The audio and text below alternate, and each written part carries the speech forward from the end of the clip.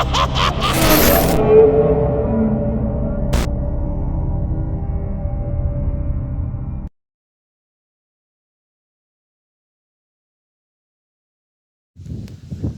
everyone, it's me Simon.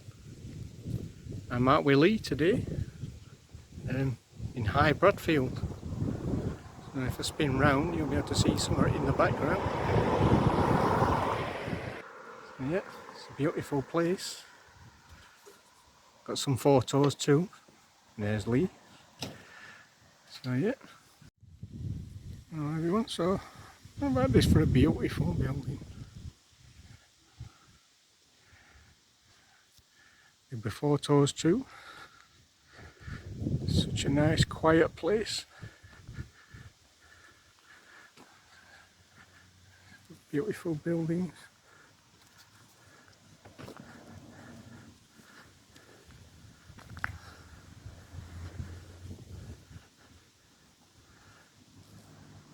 Lovely and quiet too. Okay folks, so this looks like a common footpath, old iron gate. What we've actually got here, it is a footpath, but back in the early days, in the 1800s, this very path was known as a corpse road, and down in the bottom we've got another settlement of Low Bradfield, farms and a small village.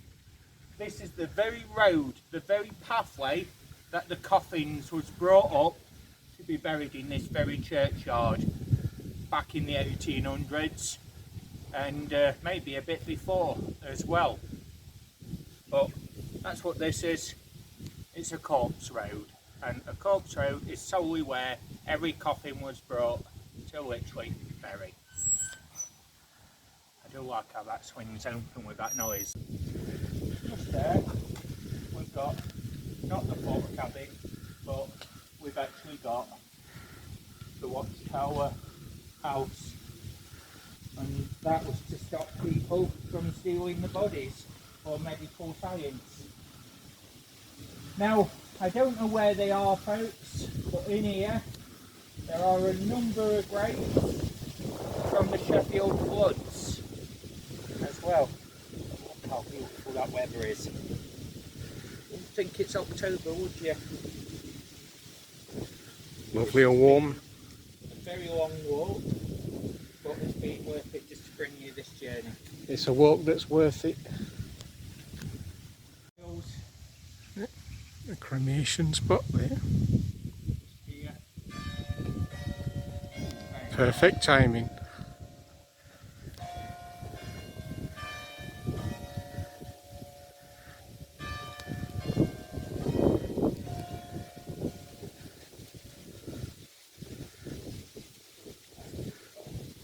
And here on the Beautiful. fountain, drainage bit, 93, that could be 1893. You've got gargoyles, you've got guardian faces. Now you've got this memorial bench here, right on top of a gravestone. I'm feeling that's going to get some very active areas in a bit. Possibility. Never seen that done before either. No. But here folks, we've got a very early one. I can't actually read it, but 1683 is on that one. And the one at the side that's faded is 1687. So those are very, very early graves. And then just here, 1843.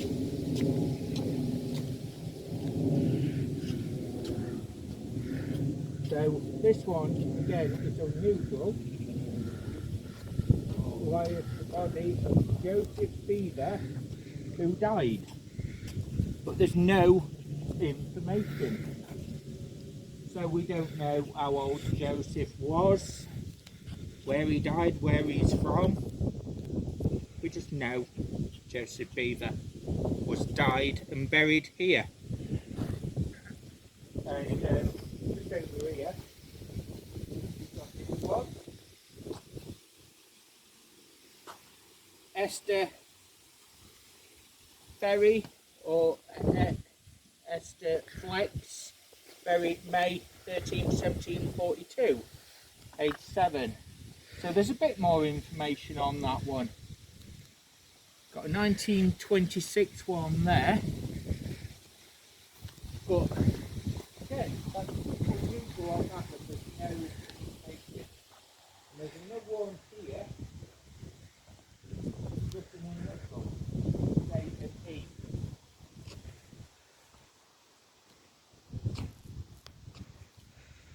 So, are these victims of the Sheffield Great Flood from 1864? It's unknown now, but look at that beautiful area. You've got to say that these that's in this cemetery have certainly got a beautiful spot to rest over. So Beautiful this one's place. here, 1685. Josiah Taylor of Worrell, so he's from the village just below here. 13th of November 1685. Yeoman who depart this life the 19th of November 1743 as well, and son in 1720. So there's quite a few family graves there. We've got another family memorial grave here, or several graves. Again, they're from the 1680s. They've been quite important people. We've got a 1690 there, 1684 there. And just here, we've got an original stone coffin. This is a medieval coffin. It's from before 1500. Stone lined coffin. As you can see, there's a hole in the bottom, and that would literally be for drainage. Some of these were often reused as drains and as water troughs. Very, very lucky to survive. And then here, we've got this door here, original English oak. It reads, "I am over 500 years old, please close me softly." So you've got the old medieval and Tudor studs, you've got the old ironwork, but how beautiful is that? That's such a beautiful thing.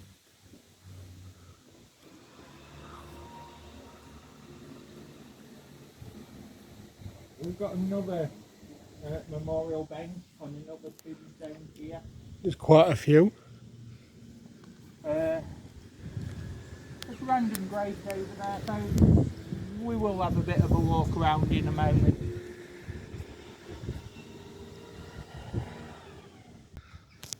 And just of note, most people might not even show this, but I will. You've got an original 1870s boot and shoe scraper. So anybody walking from the lower village or the village here could actually scrape the boots and clean the footwear before entering the church. There's one on the other side too. And this one here as well. Now those are quite important features because they've survived world wars, they've survived the tests of time. And to me they are beautiful reminders of a social history. Look at that church door. Very early square-headed nails and studs. Original handle just there. I have actually found one of those magnet fishing before. And then we've got stained glass windows, the clock tower, and the bell tower. And we've got a fountain, a drainage at the top, 1933. So getting on for 100 years, folks. And then, unusually, we've got this here, which is a gateway out of this particular cemetery. But what they've done, they've used old gravestones as a stairway as well. Now, this was also another way into the cemetery. So, along this path here is where your coffins were brought. This here, which is now locked, is where your families and your mourners came through. So they'd come through this gate, straight up into the church for the service, and then the coffin would follow in from where the flag is now, down past the church and in that main front door. And it said that in days gone by as well, you'd sometimes have your coffin carry through that small door, and then you would exit through here, the main door, to your burial plot somewhere around here. Obviously Simon's filming as well, so he's going to be getting a video for you all as well. But Do what I can. it feels peaceful here, folks, but we'll just see in a bit. Now let me tell you something. This is a total different atmosphere up here at night. Totally different. But if you would like a nighttime paranormal study up here, let us know. Drop it in the comments. And if we get enough people that actually want us up here at night time, we'll bring you one as well. A nighttime paranormal. Yeah. But I tell you, we ain't going to be doing that walk in the night, and we ain't going to be staying out here for 2 or 3 hours. No. So let us know, we'll get a taxi and we'll do it that way.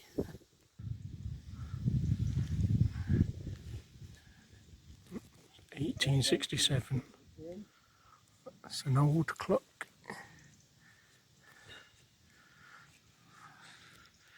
So much history.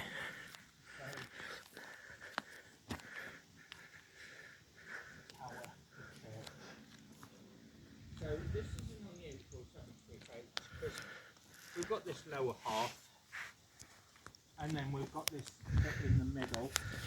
We've got the upper half up there, and then we've got another cemetery at the back through this gate at the back here. Now, there are Commonwealth War graves up here as well, from soldiers, but I can honestly say I have never ever walked around and looked at every single tombstone, gravestone or monument. You'd literally need hours and hours up here for that. Now, I've just seen down here, carving, it says Hood grave. Let's go and have a look for that, because that could be significant. Grave is that old and weathered. It's such a shame that the grave has fallen to bits. That is such a shame. I hope that they replace that, or at least redo the letters.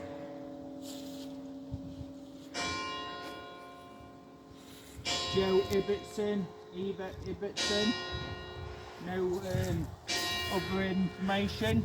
They again could be flood victims. The name does seem somewhat familiar. So if you look at the style of the graves, they are rather plain. So they spent all the money on the monument itself,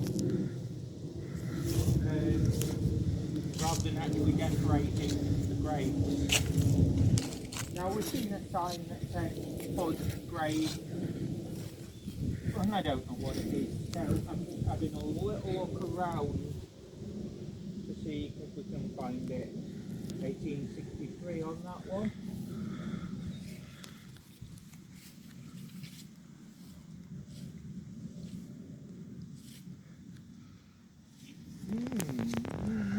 It says down here, but obviously I can't see a Hood grave.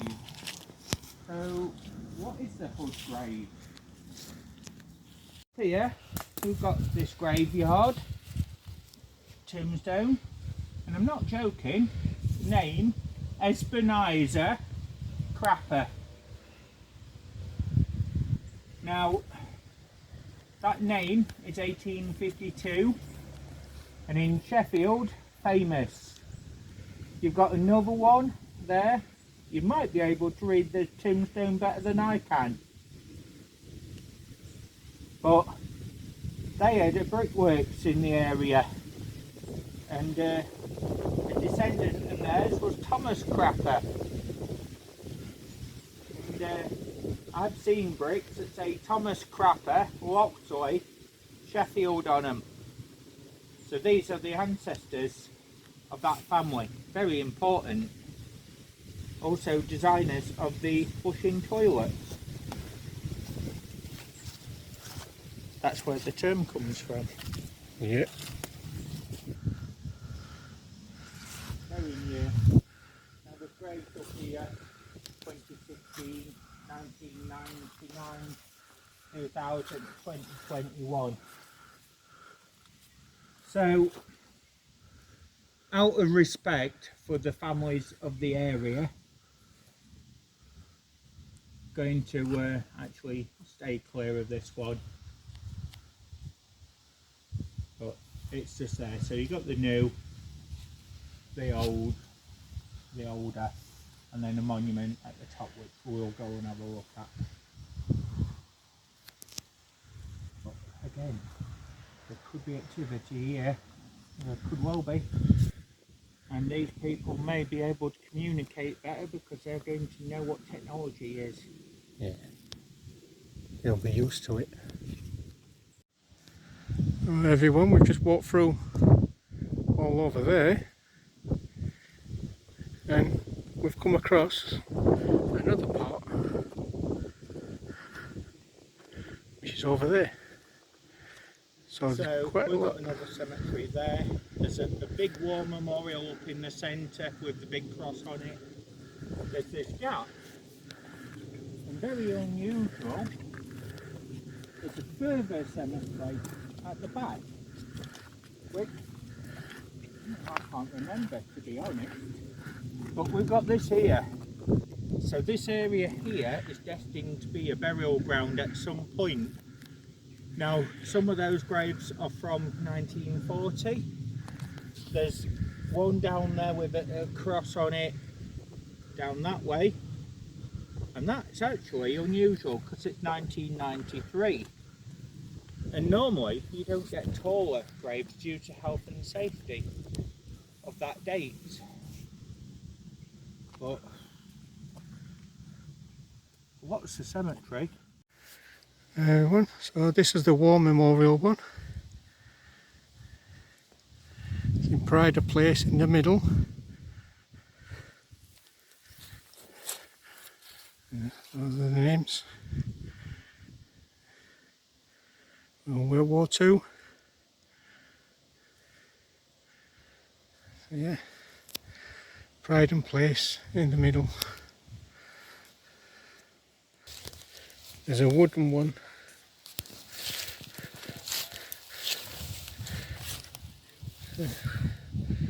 It's survived all this time. Unusual to see a wooden one. Yeah. Hopefully,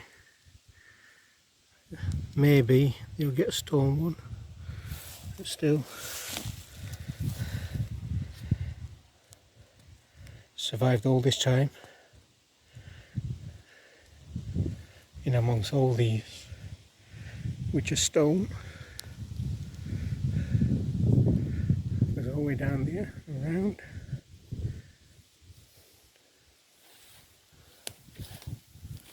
And goes all the way up there too. So yeah, we shall carry on looking.